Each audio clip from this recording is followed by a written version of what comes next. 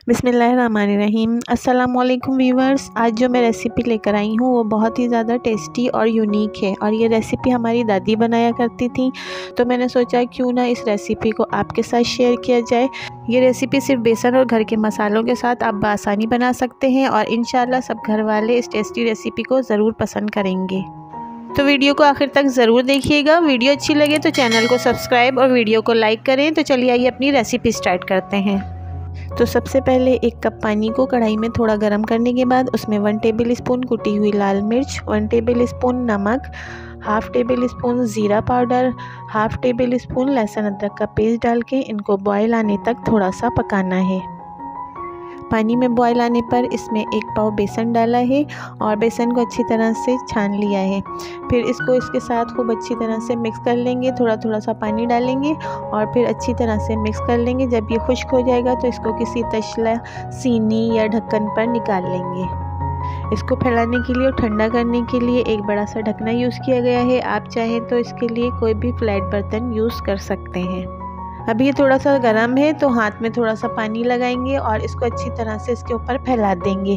अब ये अच्छी तरह से फैल चुका है तो इसको थोड़ा देर के लिए ठंडा होने के लिए रख देंगे। जब तक बेसन ठंडा हो रहा है तो इसके लिए सालन तैयार कर लेते हैं। सालन तैयार करने के लिए एक कढ़ाई में हाफ़ कप ऑयल डाल दिया है और थोड़ा गर्म होने पर उस पर 2 टेबल स्पून लहसुन अदरक का पेस्ट डाला है और अब इस पेस्ट को इसमें थोड़ी देर फ्राई करेंगे।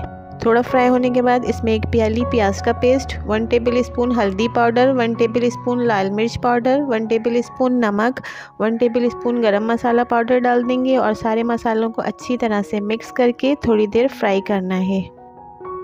थोड़ी देर फ्राई करने के बाद इसमें हाफ़ टेबल स्पून धनिया पाउडर और 1 टेबल स्पून ज़ीरे का पेस्ट डालना है और फिर इसको भी थोड़ी देर फ्राई करना है। मसालों को थोड़ी देर फ्राई करने के बाद इसमें 1 कप दही डालना है और फिर इसको अच्छी तरह से मिक्स करके इसको कवर करके अच्छी तरह से फ्राई होने के लिए रख देना है।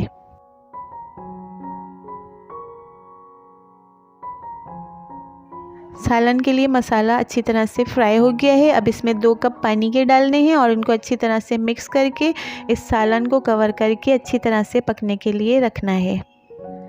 जब तक सालन हल्की आंच पे पक रहा है अब हम बेसन को देख लेते हैं। बेसन भी बिल्कुल रेडी हो चुका है और अच्छी तरह से ये जम गया है। अब हम इसकी कतलियाँ काट लेते हैं।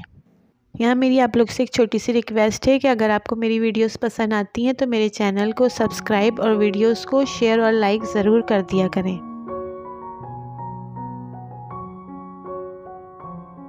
सारी कतलियाँ कट चुकी हैं और ये देखिए कितनी परफेक्ट बनी है। सालन भी बिल्कुल रेडी हो चुका है। अब इन कतलियों को हम उसमें डाल देंगे। कतलियों को सालन में बड़े आराम के साथ डालना है और चमचा बड़े एहतियात के साथ चलाना है ताकि एक भी कतली टूटने ना पाए और फिर थोड़ा सालन गाढ़ा होने के लिए इसको कवर करके थोड़ी देर के लिए रखना है। तो व्यूअर्स, बेसन की खंडुइयों का सालन बिल्कुल रेडी हो चुका है। अब इसको डिश आउट कर लेंगे और आप लोग इसको अपने घर पे ज़रूर ट्राई करिएगा। मेरी वीडियोस पसंद आए तो मेरी वीडियोस को फ्रेंड्स के साथ शेयर करना और मेरे चैनल को सब्सक्राइब करना मत भूलिएगा।